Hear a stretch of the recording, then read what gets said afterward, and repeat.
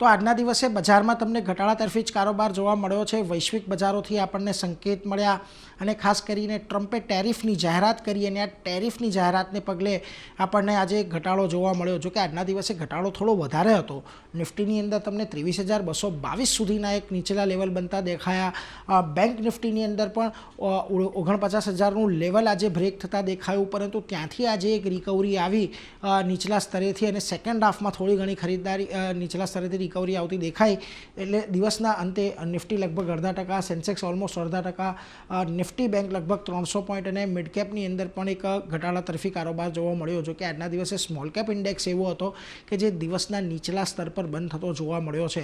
હવે આજે તમને જ્યાંથી સૌથી વધારે ઘટાડો આવતો દેખાયો એમાં સરકારી કંપનીઓનો ખાસો મોટું ફોકસ હતું, કારણ કે જે પ્રમાણે કેપેક્સની જાહેરાત થવી જોઈતી હતી એ નહીં થઈ। એટલે જુઓ નિફ્ટી પીએસસી કંપનીઓ તમને ઘટતી દેખાવે। આની અંદર રેલવે છે કે પછી બીજા ઓઇલ એન્ડ ગેસ છે કે ડિફેન્સ કંપનીઓ છે, બધાનો સમાવેશ અહીંયા થાય છે। ઓએમસીઝની અંદર તમને હવે થોડી અંડર રિકવરી આવવાનો ભય છે એલપીજીમાં, એને પગલે ત્યાં ઓઇલ એન્ડ ગેસમાં ઘટાડો દેખાયો। ઇન્ફ્રામાં તમને જેટલું ખર્ચ આવવો જોઈએ એટલો નહોતો આવ્યો, એટલા માટે અહીંયા પણ ઘટાડો રહ્યો। અને એફએમસીજી કંપનીઓ ઓલરેડી શનિવારે એક બહુ સારી ચાલી ગઈ હતી, એટલે આજે થોડુંક પાછું પુલબેક તમને ઉપલા સ્તરેથી અહીંયા આવતું દેખાયું। હવે થોડા ઘણા સેક્ટરમાં લીલા નિશાનમાં બંધ થયા છે, પરંતુ ત્યાં કોઈ બહુ મોટી રિકવરી નથી આવી। જો આઈટી એક 0.5% તેજી દર્શાવી છે, કન્ઝ્યુમરમાં 0.5% તેજી દર્શાવી છે, પરંતુ ઓટો અને હેલ્થકેરમાં એક સામાન્ય તેજી આપણને ખાસ કરીને આજના દિવસે જોવા મળી। હવે નિફ્ટીના ફ્રન્ટ પરથી આજે તમને જ્યાં સૌથી વધારે ઘટાડો દેખાયો એમાં બીઈએલ અને કોલ ઇન્ડિયા આ બેનો સમાવેશ થાય છે કે ત્યાં ઘટાડો જોવા મળ્યો। જુઓ ઓએનજીસીમાં પણ આજના દિવસે એક સારો એવો ઘટાડો તમને આવતો દેખાયો છે। બીજી તરફ તમને એલએનટી જે ઇન્ફ્રા કંપનીઓ છે એમાં સૌથી વધારે ઘટાડો અહીંયા આવતો દેખાયો। અને બીજી તરફ ટાટા કન્ઝ્યુમર જેવી કંપનીઓ પણ આજે ઘટીને બંધ થઈ છે। હવે અહીંયા જે પ્રકારે ઇન્ફ્રા પરનો ખર્ચ સરકાર દ્વારા જે ગયા વર્ષે હતો એના કરતાં થોડો ઓછો રાખવામાં આવ્યો છે, એને પગલે આ બધી કંપનીઓ તમને ઘટતી જોવા મળી। આ ઉપરાંત જ્યાં આજે તેજી જોવા મળી એમાં ફાઇનાન્સ કંપનીઓ હતી, બજાજ ફાઇનાન્સ, શ્રીરામ ફાઇનાન્સ, અહીંયા આજે તમને થોડુંક સેક્ટર ચર્નિંગ જોવા મળ્યું। આ ઉપરાંત તમને એમએનએમ અને વિપ્રો જેવા કાઉન્ટર પર થોડાક પોઝિટિવિટી સાથે બંધ થતા દેખાયા છે, પરંતુ જ્યાં તમને ઘટાડો મિડકેપના ફ્રન્ટ પરથી આવ્યો ત્યાં તો તમામ પીએસયુ કંપનીઓ જ હતી કે જે ખાસ કરીને દબાણમાં રહે। એમાં જુઓ હુડકો, ભારત ડાયનામિક્સમાં લગભગ 6%નો ઘટાડો આવ્યો।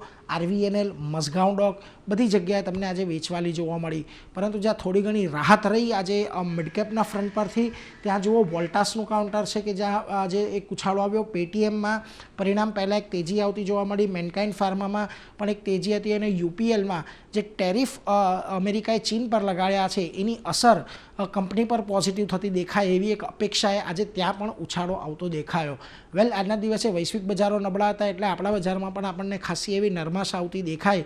હવે આજના દિવસે નિફ્ટીએ 23,222ના લેવલથી થોડીક રિકવરી બતાવી છે, એટલે કે 23,200 અત્યારની પરિસ્થિતિમાં થોડાક ડિફેન્ડ થયા છે અને એની આજુબાજુ જ 15 દિવસની મૂવિંગ એવરેજ 20 દિવસની મૂવિંગ એવરેજ પણ પ્લેસ થઈ રહી છે। એટલે જ્યાં સુધી નિફ્ટી હવે આ 20 દિવસની મૂવિંગ એવરેજની નીચે નથી જતી, 23,200ની આજુબાજુ જો સપોર્ટ લેતી રહે છે તો પછી કદાચ થોડી ઘણી પોઝિટિવિટી રહેશે કે કન્સોલિડેશન રહેશે, પરંતુ જો 23,200 તૂટે છે તો પછી આપણને કદાચ ફરી પાછું 23,000ની નીચે સુધીનો એક કારોબાર થતો જોવા મળે, એટલે એવી એક શક્યતા છે। એટલે તમારે એના પર એક ધ્યાન રાખવાનું છે।